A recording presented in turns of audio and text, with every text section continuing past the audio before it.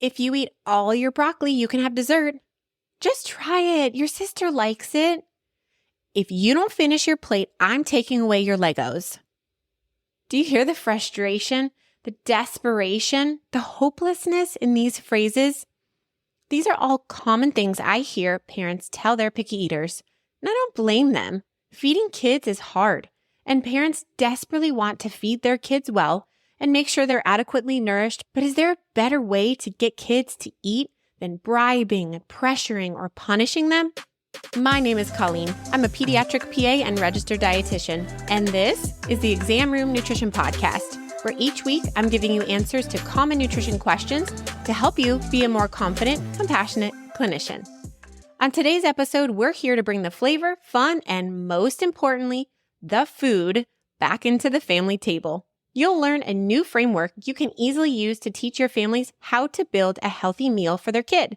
You'll learn a quick way to calculate a child's protein needs and some easy ways to include protein at every meal. You'll learn how to spot a pediatric feeding disorder and specific questions you must be asking each parent. We discuss the importance of setting up meal and snack schedules and helping your parents maintain appropriate boundaries around food. Our guest today believes all kids can be good eaters and enjoys working with families to tackle their child's nutrition concerns. I am so excited to introduce you to Kristen Smaldone. She's a registered dietitian who is a board-certified specialist in pediatric nutrition. She has been a clinical dietitian for 9 years, working both inpatient and outpatient at Yale New Haven Hospital. She's the owner of Kristen Smaldone Nutrition, a pediatric nutrition practice in Connecticut. Outside her clinical role, she is also a mom to 2 young boys who keep her very active. You can find her on Instagram at Pediatric Dietitian Mom. Kristen, I'm so excited to have you here. This is my favorite topic. Welcome to the show. Hi, Colleen. Thank you so much for having me. Kristen, I probably deal with the topic of picky eating multiple times a day during my clinic day. And I really love your method that you have on your Instagram page and that I'm sure you use with your patients on helping to take the guesswork out of what to serve. So I'd love to start by having you just explain what that method is. Sure. So the method's called the ABC method. And really, this is just a guide for parents when they're thinking about what should we be serving our kids for meals and snacks. It's kind of like the framework. So it's called the ABC method, and A stands for appealing, B, balanced, and C, convenient. So obviously we're busy parents and we need things quick and fast and easy. And this is to help uncomplicate the child's plate. I love that. ABC makes it easy enough. So dig a little bit deeper into what that might look like practically. Like, let's say for a breakfast plate, how would we put the ABC method or the framework into play for a breakfast?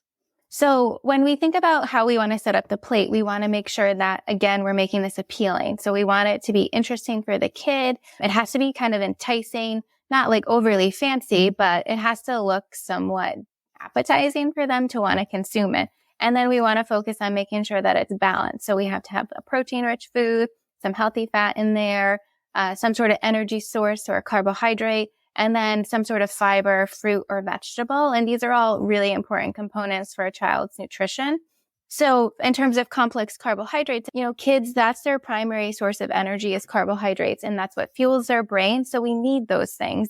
But we also know that that can give us a blood sugar kind of roller coaster. So balancing it out with more protein-rich foods as well as fiber-rich foods and healthy fat can kind of stabilize that roller coaster ride to make it more of an even playing field for them. And then obviously fruits and vegetables are fiber, antioxidants, gives those their micronutrient needs.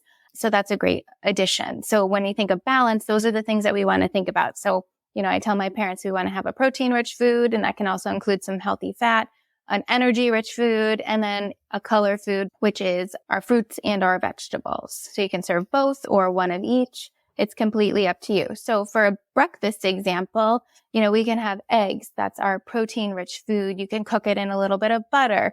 That would add some healthy fat.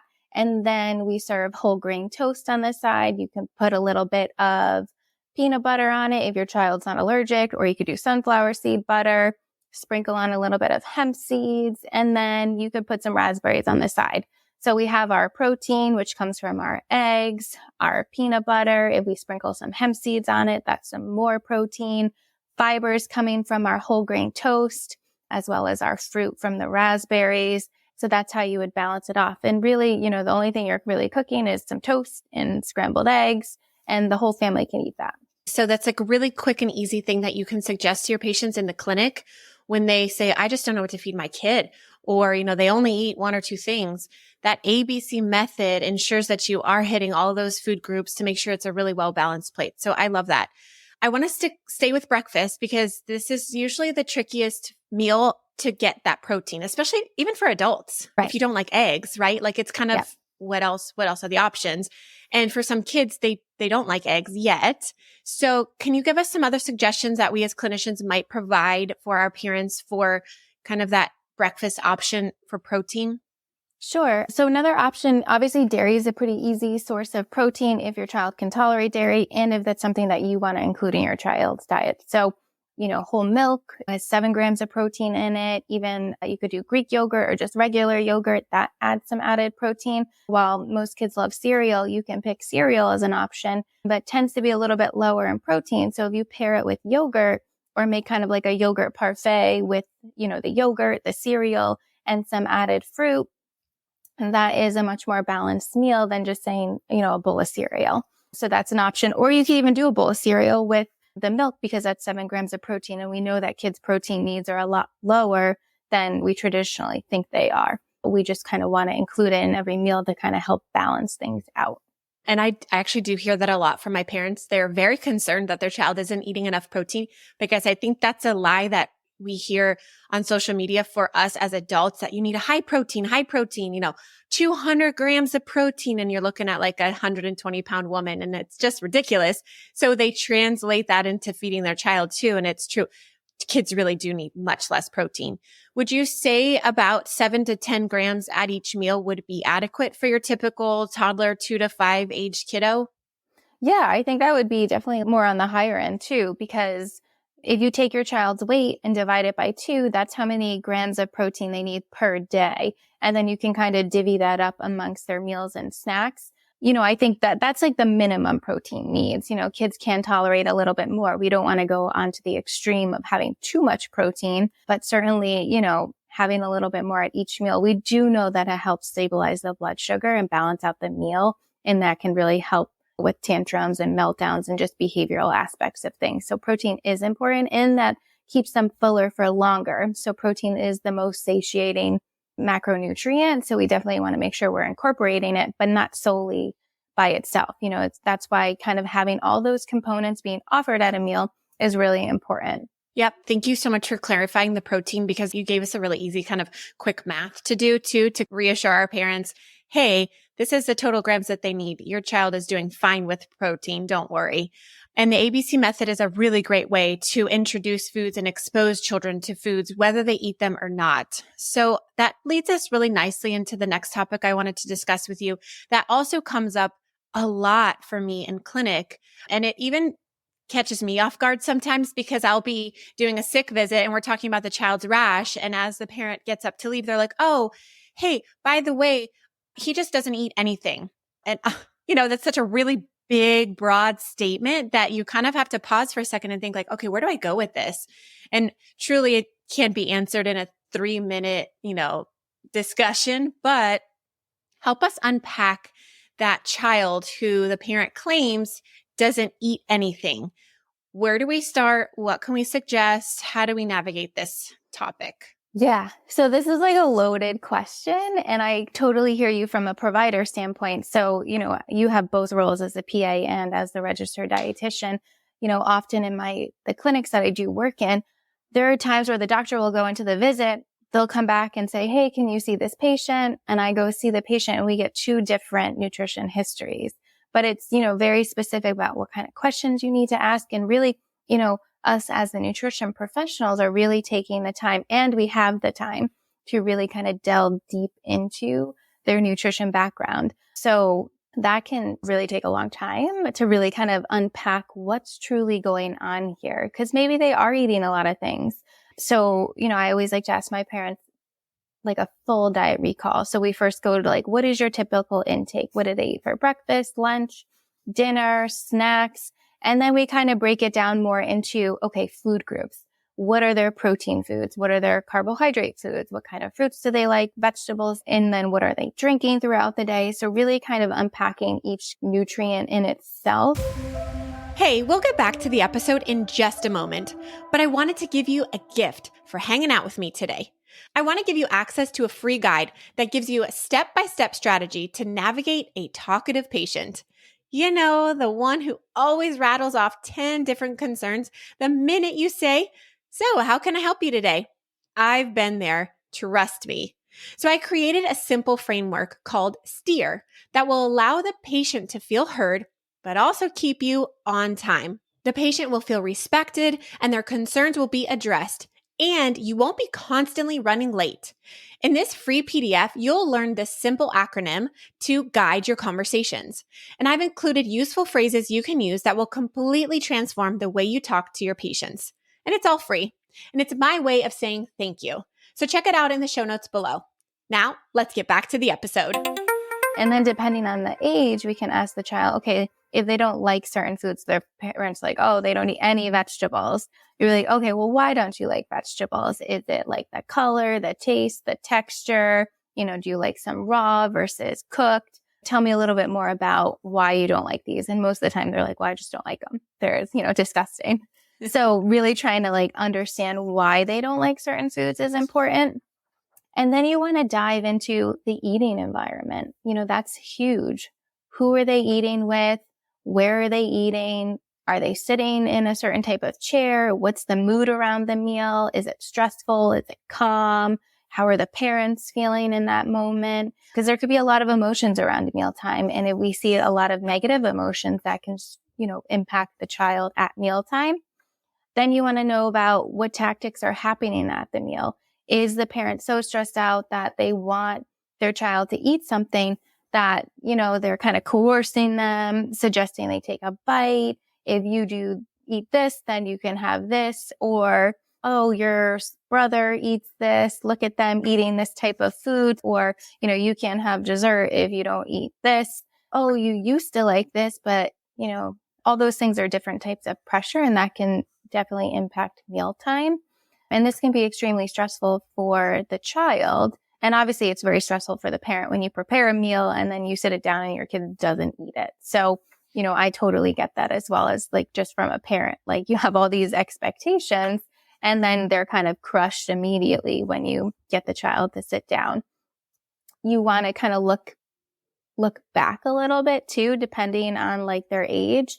If they're more like school aged or younger, I'll even bring it back down to, okay, so what were they fed when they were a baby? Were they breastfed, formula fed? Did they nurse? Were they bottle fed? And then look at, okay, when did you introduce solids? How did that go? Was there any difficulty with textures? Then looking at if things went well initially, when did you started to see a decline? At what age was that? Was there anything significant at that time that made kind of these changes happen? Obviously, there's normal ranges of picky eating. Typically it's like 2 to 6. There is a wide range of kind of quote unquote picky eating. Some is less and some is definitely more extreme. But I think it's important not to just kind of write it off with, oh, everybody's picky during that time frame. I think, there's a lot to it. We know that 1 in 37 kids are diagnosed with a pediatric feeding disorder. So it is really important to kind of rule out, is there a medical concern going on? Is this a chewing, swallowing kind of functional issue going on? Is this more of like a sensory-based issue with like textures and how food feels, and like a skill, like can they actually chew food and all of those things? And then also, psychologically kind of ruling out, is there something else kind of going on here in terms of that? And that requires a multidisciplinary kind of approach. But, it is important to rule out all these kind of other factors and talk about them if a child is kind of really prolonged in terms of struggling with their eating and you feel like it just keeps getting worse. I want to linger here because It's just such a huge topic, and it can be really overwhelming to try to deal with this in clinic if you don't have, the luxury of having a brilliant pediatric dietitian like yourself in the office with you to just kind of pass them along to you and you do your magic. And I love that you said it's really important not to write it off. I didn't even know that 1 in 37 kids have a feeding disorder. That's fascinating and quite eye-opening. So it's really important to not just disregard when a parent says, hey, they're really picky and I'm really concerned. So Kristen, what could be maybe like the best 2 or 3 questions a clinician can ask during a well check, because this is something that we should be screening for at least, to kind of give us those red flags of like, okay, hey, let's pause and discuss this more, or absolutely refer to a dietitian because I think there's something going on. Because what often happens is, you say, hey, is your child eating okay? Yep. Okay. Moving on. And I feel as though that's not a great question. And like you said, asking the right question gives you the right answers, or at least kind of directs you to possibly some red flags. So what could those questions be that clinicians can ask to the parents to pull out maybe some concerns about what the child is eating? So some of the questions that you can quickly kind of easily ask as a provider, and these come from Feeding Matters. It's their innovative infant and child feeding questionnaire. So it's 6 questions that you can ask as a provider. And if there's 2 or more red flags there, that would require you to refer out to a dietitian or have them get a feeding evaluation, or, consider further workup to identify if there's something else going on here. So the 6 questions are: does your child let you know when he or she is hungry? Yes or no? Do you think your child eats enough? Yes or no? How many minutes does it usually take your child to eat? Less than 5 minutes, 5 to 10 minutes, or greater than 30 minutes? Do you have to do anything special to help your child eat? Yes or no? Does your child let you know if he or she is full? Yes or no? And then based on the questions above, do you have concerns about your child's feeding? Yes or no?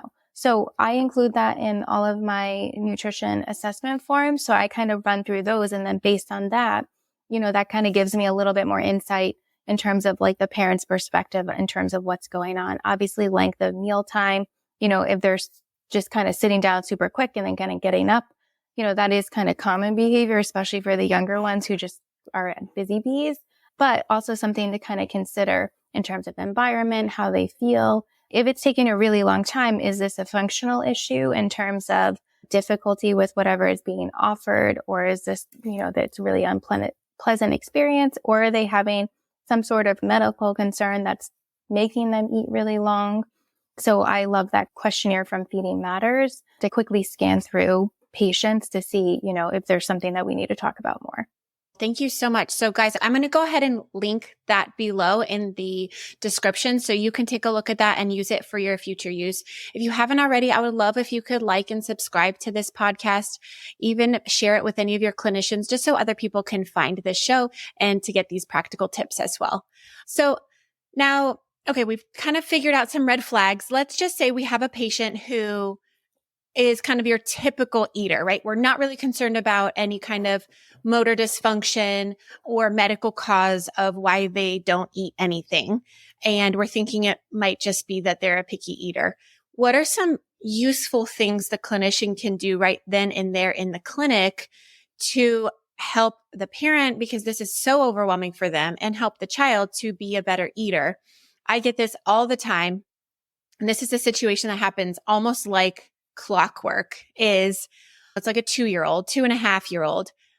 They don't eat anything that I give them, or they maybe only eat a few bites. So I'll give her a bottle, or I'll give her milk to give her something because I want her to grow, right? So I personally don't think that that's a great strategy, because you're not really teaching them how to eat healthful foods and have a good relationship with food. But I would love to hear your expert advice on how do we navigate that? What can we say to the parents on maybe redirecting how they are approaching feeding their child?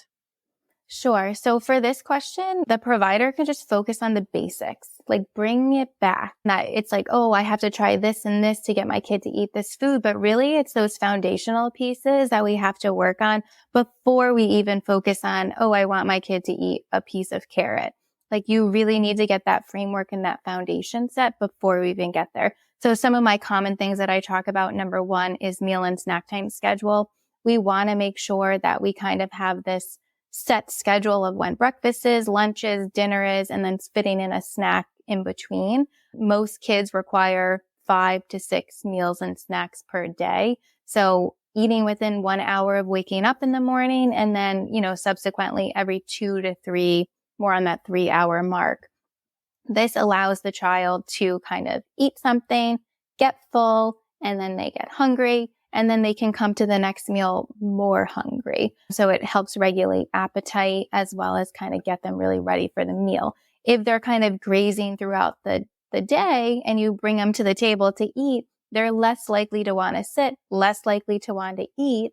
So really focusing on that structure can kind of reduce mealtime battles because they're coming to the table with a little bit more interest than previously. So that's number one, really making sure you have that schedule. It can be flexible, obviously, if you're like going out and things like that. It doesn't have to be this kind of strict regimen, but, kind of having this half-hour kind of wiggle room and, keeping it that the kids aren't able to kind of grab anything in the refrigerator or in the pantry, and that's the most challenging part because kids are persistent and they will wear you down to get that snack, but really kind of holding our boundaries, knowing why we are doing this. We're not holding back food, right? We're still allowing them to eat. We're giving them 5 to 6 eating opportunities during the day, but we're providing in a way that's going to support their appetite best. So we're not restricting them. We're just being really strategic about when we're offering that food. And then in terms of what we're offering, kind of going back to that ABC method, we want to make sure that it's appealing. So one of those factors is making sure that we're offering safe foods. We want at least 1 or 2 preferred foods that we know the child will eat and like.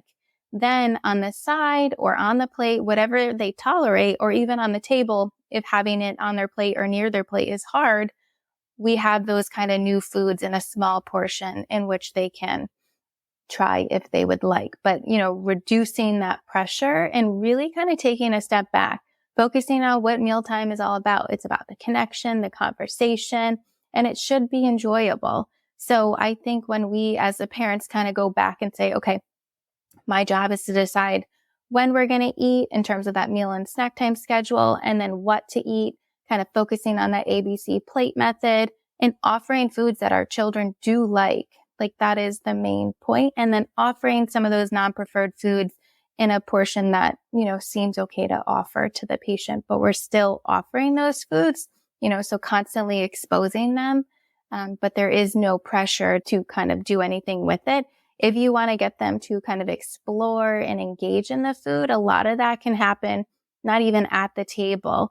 Get them more comfortable with these foods. So bringing them to the grocery store, have them explore the foods in there, have them pick out a fruit or a vegetable that looks kind of appetizing. Then when they get home, invite them to kind of put it away.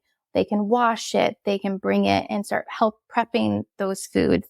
So all of those interactions are really positive interactions and leads the child to get more trust in what these foods are. Then when it's at the table, they may eventually want to kind of engage in it, and you can, be silly about it if they're willing to, but we don't want to pressure them into doing anything they don't want to. Awesome. I love that. And I love the make food fun method because it's true, right? They're kids.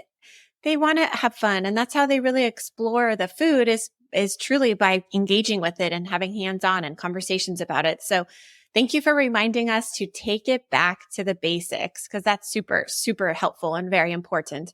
Kristen, did you want to add anything else on this topic of, the child who won't eat anything? Yeah. So there's one other thing, and this is a little bit convoluted as well, but if a child is just constantly drinking milk all day, or they're consuming a lot of juice throughout the day, we want to make sure that the beverage of choice in between meal times is only water. So when they're kind of out and about and playing and everything like that, the only thing that we will be offering is water. So meals and snacks, we can offer milk or kind of a non-dairy milk if that's what you prefer.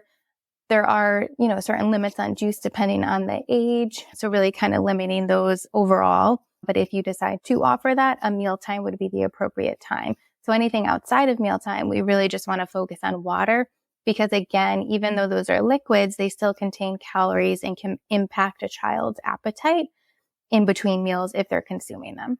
Such a great point. I'm so glad you brought that up because that's usually one of my first questions when I have a parent who says, hey, my child's so picky, they won't eat anything or they don't eat meals at all. My next follow-up question is usually, do you give them milk or juice in between meals? And 99% of the time it's yes. And then I explain to them, like, of course, they're not really hungry when you want them to sit down for lunch or for dinner because you just gave them 8 to 10 ounces of milk and their tummies are full. So that's like my number one follow-up question when I have a parent tell me that their child is picky. Now, I wanted to ask your expert advice on once a parent realizes I've been doing this wrong. The child is kind of ruling the roost here and walking all over me and I'm giving them the milk because they don't want to eat, or they get to have the bag of chips because they don't want what's served.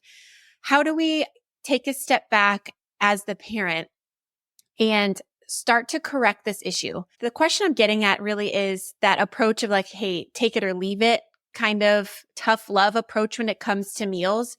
What are your thoughts on that? Is that okay to start with? Should we be having like a secondary food if they don't want what's on the plate? Should we have like kind of a safe option? What's a good rule of thumb when you're now starting to put the authority back on the parent and the child has to now get used to these boundaries? First of all, I empathize with them because I am a parent as well. And I say, I get it. Like, even as a professional, and this is my job, my kids challenge me and make me wonder about my job, because all the things that parents are dealing with, I also deal with.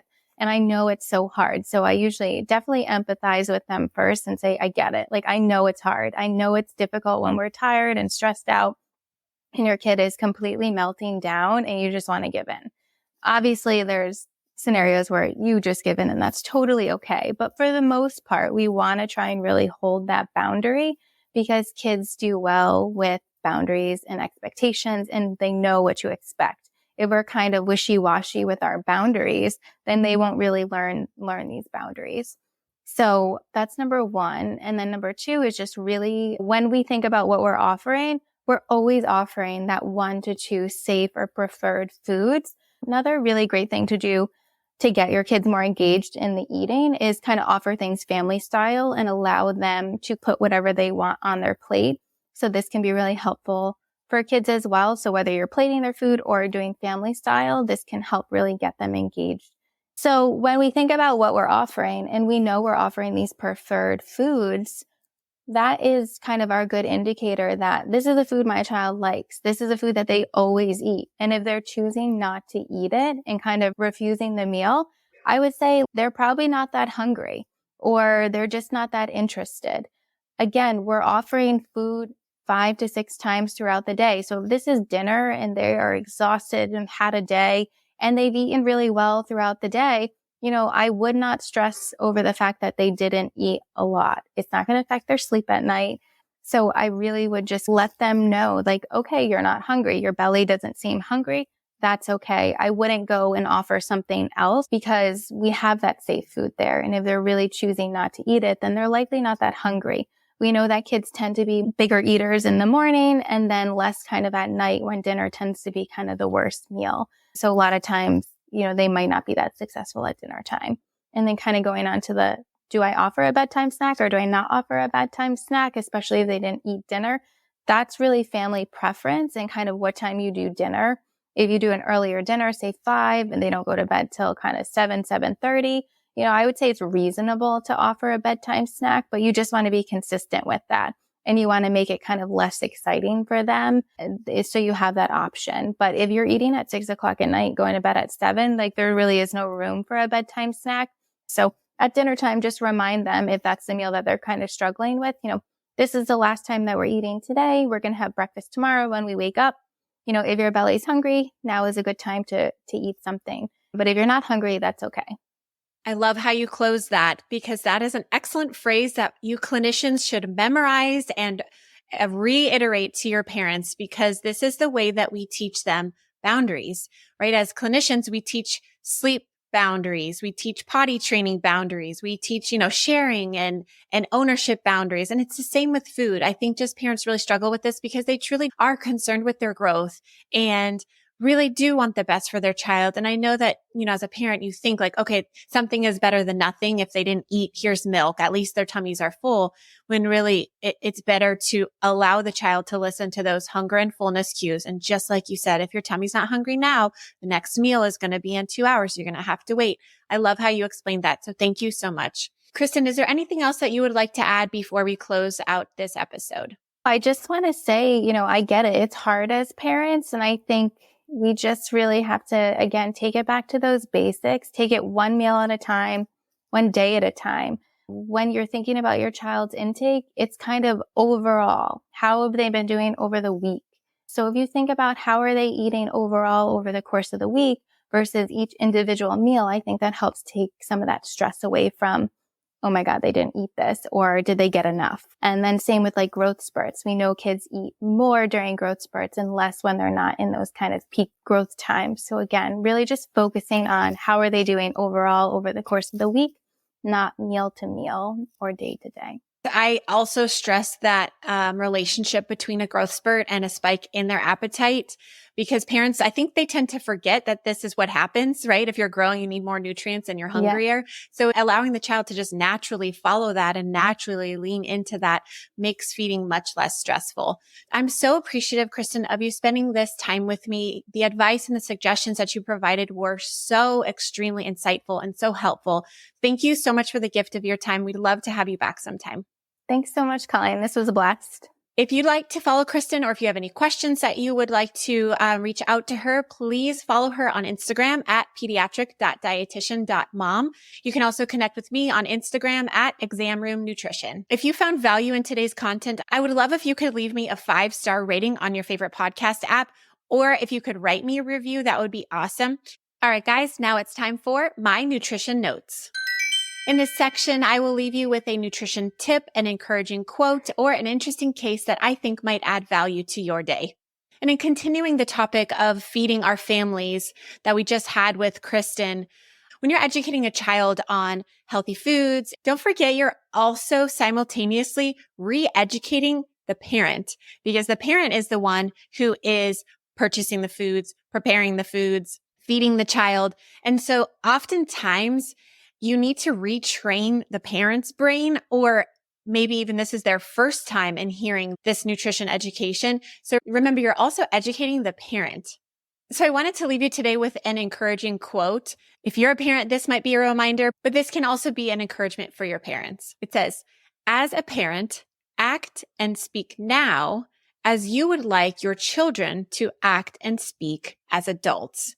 And I can't stress how important this is, not only in behavior and character and interactions with others, but also with food and their relationship with food. Remember as parents that children are watching you. They're watching how you talk. They're watching how you treat others. They're also watching how and what you eat. Children are the best imitators that we have. So let's give them something great to imitate. Now, when it comes to food, I often will ask the parent, hey, do you eat your vegetables? Are you sitting down without a screen in front of your face at the dinner, engaging with your family? Are you skipping meals? Are you just drinking beverages or snacking throughout the day? Because why would we expect our kiddos to do any different than what their parents are doing? Because that's what's been modeled for them. So it's so important to remind the parents that, hey, your children are watching, and if you want them to be great eaters, you should be a great eater, and you should set the tone, and you should be the example for how you want your child to eat. So I hope that leaves you with some encouragement today, and I hope this discussion with Kristen was insightful and helpful, and that you have some little nutrition tips and tidbits that you can bring forward the next time you are dealing with a picky eater. Well, that's all for today, guys. So let's continue to make our patients healthier, one exam room at a time. I'll see you next time.